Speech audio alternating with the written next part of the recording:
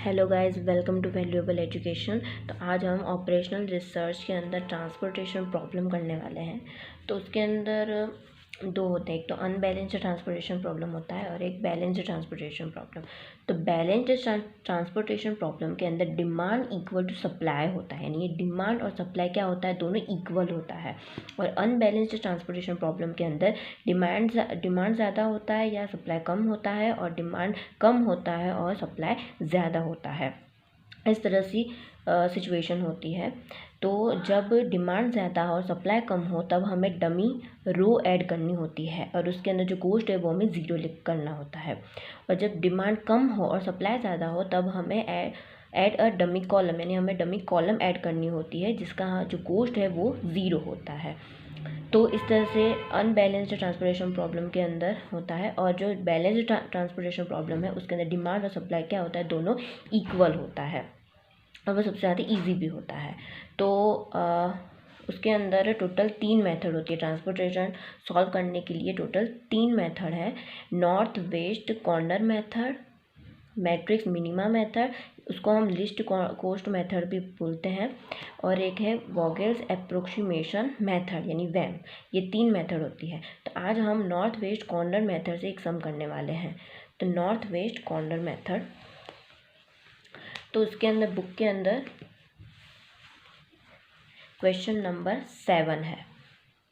Question number 7, derive initial basic feasible solution of the following transportation problem by north west corner rule. तो north west corner rule से हमें क्या find out करना है, initial basic feasible solution हमें find out करना है, initial basic feasible solution.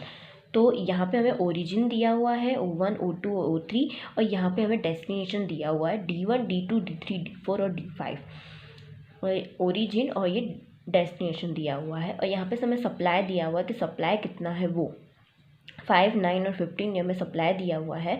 और ये रिक्वायरमेंट यानी डिमांड दिया हुआ है, रिक्वायरमेंट या डिमांड यहाँ पे कुछ भी लिखा हो सकता है दोनों में से। तो रिक्वायरमेंट दिया हुआ है 7, 4, 9, 7 और 2। तो अभी हमें ये चेक करना होगा, सबसे पहले स्टेप ये है कि हमें चेक करना होगा कि ये बैलेंस है या अनबैलेंस है। तो बैलेंस यानी कि सप्लाई और डिमांड यानी रिक्वायरमेंट दोनों इक्वल होने चाहिए। तो सप्लाई कितना है, 5 + 9 + 15 यानी 29 ही हो रहा है। और जो रिक्वायरमेंट यानी डिमांड जो है वो 7 + 4 + 9 + 7 + 2 यानी 29 हो रहा है, यानी कि ये दोनों क्या है, इक्वल है, इसलिए ये क्या है, बैलेंस्ड है। तो बैलेंस्ड ट्रांसपोर्टेशन प्रॉब्लम है। तो यहाँ पे मैंने लिख दिया है D1, D2, D3, D4, D5 destination, यहाँ पे ओरिजिन लिख दिया है, सप्लाई भी लिख दिया है और रिक्वायरमेंट भी मैंने यहाँ पे लिख ही दिया है। ठीक है, तो अब इन दोनों का हम प्लस करेंगे तो यहाँ पे क्या आएगा, 29, 5 + 9 + 15 यानी 29 आएगा। और यहाँ पे 7 + 4 + 9 + 7 + 2 यानी 29।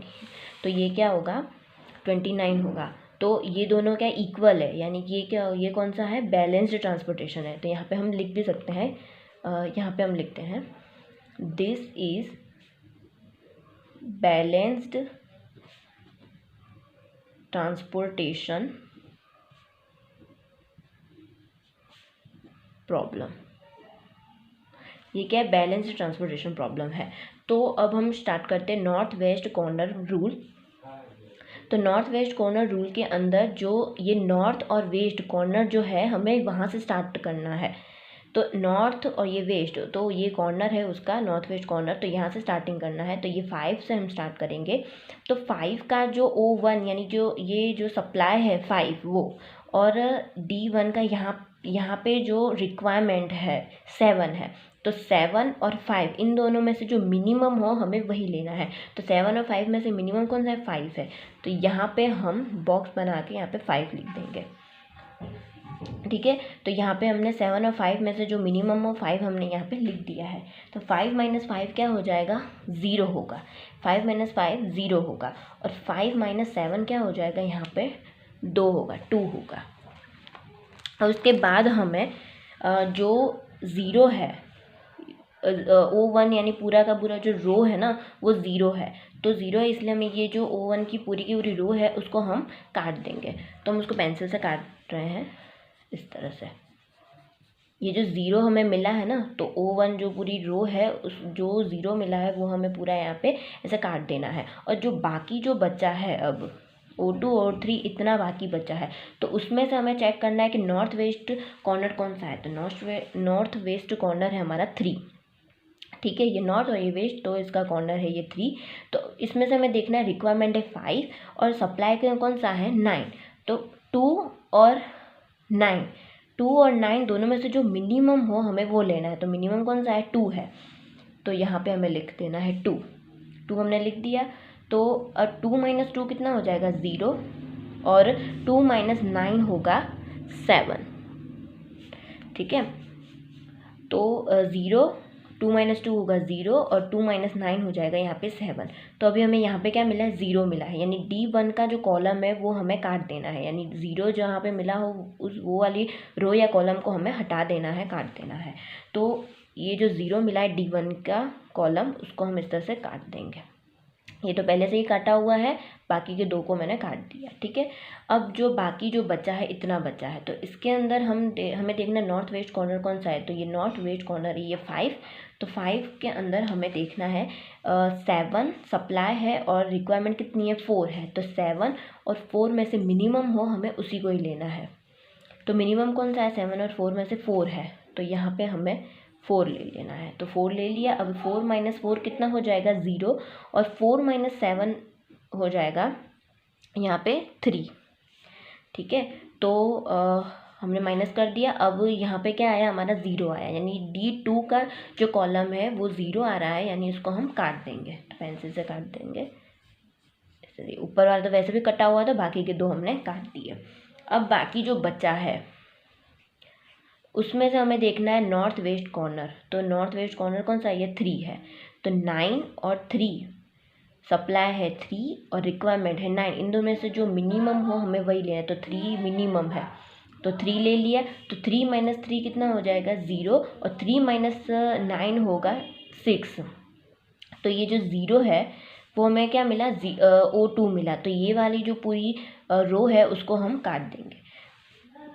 ये 0 जो हमें मिला वो हमें काट देना है रो। तो ये दोनों तो ऑलरेडी कटा हुआ था, बाकी का इतना है हम काट देंगे, ठीक है 0। अब बाकी हमारा इतना बचा है। तो इसमें से नॉर्थ वेस्ट कॉर्नर ये हमारा 7 है। तो 6 और 15 में से मिनिमम कौन सा है 6 है। तो यहाँ पे 6 आ जाएगा। 6 - 6 कितना हो जाएगा 0, और 6 - 15 कितना होगा 9 होगा। तो यहाँ पे हमें 0 मिला है, D3 का 0 मिला है ना यहाँ पे। तो D3 जो पूरी जो रो है कॉलम है उसको हम काट देंगे। तो यहाँ पे हमने काट दिया। ये दोनों तो ऑलरेडी कटा हुआ था, सिर्फ यही काटना था। और उसके बाद जो 2 बचे हैं अभी, तो इसमें से जो नॉर्थ वेस्ट कॉर्नर ये वाला है, तो यहाँ पे हम 7 रिक्वायरमेंट है और सप्लाई कितना है 9 है। तो 7 और 9 में से मिनिमम कौन सा है 7 है। 7 - 7 कितना हो जाएगा 0, और 9 - 7 कितना हो जाएगा 2। और उसके बाद 2 और उसके बाद यहाँ पे क्या बचा है 0 हो गया यहाँ पे। तो D4 जो है वो 0, तो 0 को हम यहाँ पे इस तरह से काट देंगे, ठीक है। ये वाली जो कॉलम हम काट देंगे D4 की। और उसके बाद हमें सिर्फ ये एक ही लास्ट बचा है सेल, तो इसको अब हम इस तरह से देखेंगे। यहाँ पे कितना है रिक्वायरमेंट 2 है, और यहाँ पे सप्लाई है 2। तो 2 दोनों सेम ही है, तो हम कोई भी ले, तो हम यहाँ पे 2 ही ले लेंगे। तो 2 - 2 कितना हो जाएगा 0, और 2 - 2 होगा 0। अब दोनों में हमारा 0 आ चुका है, ये लास्ट बचा है, इसको हम काट देते हैं। तो अब ये हमारा जो है पूरा सॉल्व हो चुका है। अब यहाँ इसके अंदर कोई भी सेल बाकी नहीं रहा है। तो टोटल हमें कितना मिला, जो अलोकेटेड सेल हमें कितना मिला 1 2। ये जो हमने ये हमने जो फाइंड आउट किया है वो अलोकेटेड सेल होता है। तो 5 और 5 क्या है, ये पूरा अलोकेटेड सेल है। तो 1 2 3 4 5 6 7, टोटल 7 अलोकेटेड सेल हमें मिले हैं। तो यहाँ पे हम लिख देंगे x करके। देखिए ये फर्स्ट जो रो है उसमें से हम देखेंगे यही वाला है, तो 1, और ये कितना है 1, तो 1 1 11, तो x 11 लिखेंगे। कितना है ये 5। और उसके बाद इस रो के अंदर तो कोई है नहीं। अब सेकंड रो के अंदर हमें देखना है 2 और ये 1, तो यहाँ पे लिखेंगे x 2 1, ये 2 और ये 1, उसके अंदर कौन सा है 2 है। और उसके बाद ये दूसरा अलोकेटेड सेल है, यहाँ पे 2 और यहाँ पे 2, तो x 22। कितना है यहाँ पे 4 है, और उसके बाद है 2 और ये 3, x 2 और 3 कितना है, ये अलोकेटेड सेल 3 है। तो ये तीनों का हो गया। अब ये दोनों तो है नहीं, और उसके बाद O3 वाला जो रो है हमें वही देखना है। तो इन दोनों में तो है नहीं, ये वाला जो अलोकेटेड सेल है तो उसके अंदर 3 और ये 3 x 3 33 कितना हो जाएगा 6 है। और उसके बाद x अब ये वाला देखना है तो 3 और ये कितना है 4, तो 3 4 कौन सा है, ये 7 है। उसके बाद x ये कितना है 3 है, और ये कितना है 5 है, तो 3 5 कितना हो जाएगा 2। तो ये हमारे 1 2 3 4 5 6 7 ये हमारे टोटल 7 क्या मिल गए, अलोकेटेड सेल मिल गए। अभी हमें ढूंढना है ट्रांसपोर्टेशन कोस्ट ढूंढना है। तो ट्रांसपोर्टेशन कोस्ट तो हम लिख देंगे टोटल ट्रांसपोर्टेशन प्रॉब्लम कोस्ट। तो ट्रांसपोर्टेशन प्रॉब्लम कोस्ट कितना है, तो 5 × 5 जो भी अलोकेटेड सेल है उन सभी का हमें क्या करना है, प्लस कर देना है, मल्टीप्लाई करके प्लस करना है। तो 5 × 5, अब इसके अंदर तो कोई है नहीं, अब दूसरा 2 × 3 यानी यहाँ पे प्लस करके उसके बाद 2 × 3 प्लस अब ये 4 × 5 प्लस 3 × 3 प्लस यहाँ पे 6 × 7 प्लस 7 × 5, एक ही बचा अभी प्लस 2 × 5। ठीक है, इन सभी का हमें मल्टीप्लाई करके यहाँ पे प्लस प्लस कर देना है। तो 5 5 × 25 plus 2 3 × 6 plus 4 5 × 20 plus 3 3 × 9 plus 6 7 × 42 plus 7 5 × 35 plus 2 5 × 10। तो अभी इन सभी का प्लस करेंगे तो हमें 147 मिल जाएगा रुपीज़, क्योंकि ये कोस्ट है तो हमें यहाँ पे रुपीज़ में मिलेगा। तो रुपीज़ 147 ये हमारा हुआ टोटल ट्रांसपोर्टेशन कोस्ट हमें मिल गया। तो नॉर्थ वेस्ट कॉर्नर रूल, उसके अंदर सबसे पहले हमें ये फाइंड आउट करना होगा कि बैलेंस है या नहीं। तो सप्लाई का प्लस करो और डिमांड यानी रिक्वायरमेंट का हमें प्लस करना है, तो हमें इक्वल मिलेगा तो वो हमारा बैलेंस्ड होगा। और उसके बाद नॉर्थ वेस्ट के अंदर क्या करना है, जो ये नॉर्थ वेस्ट कॉर्नर है ना, स्टार्टिंग हमें यहाँ से करनी है। स्टार्टिंग यहाँ से करते करते हमें आगे तक यहाँ पे पूरा कंप्लीट कर देना है। ये सारे सेल कंप्लीट हो जाने के बाद जो अलोकेटेड जो सेल है ना, तो उन सभी का क्या करना है, हमें यहाँ पे प्लस कर देना है, तो हमें ट्रांसपोर्टेशन कोस्ट मिल जाएगा। अगर आपको ये वीडियो पसंद आया हो तो लाइक शेयर और सब्सक्राइब जरूर करिएगा। Thank you.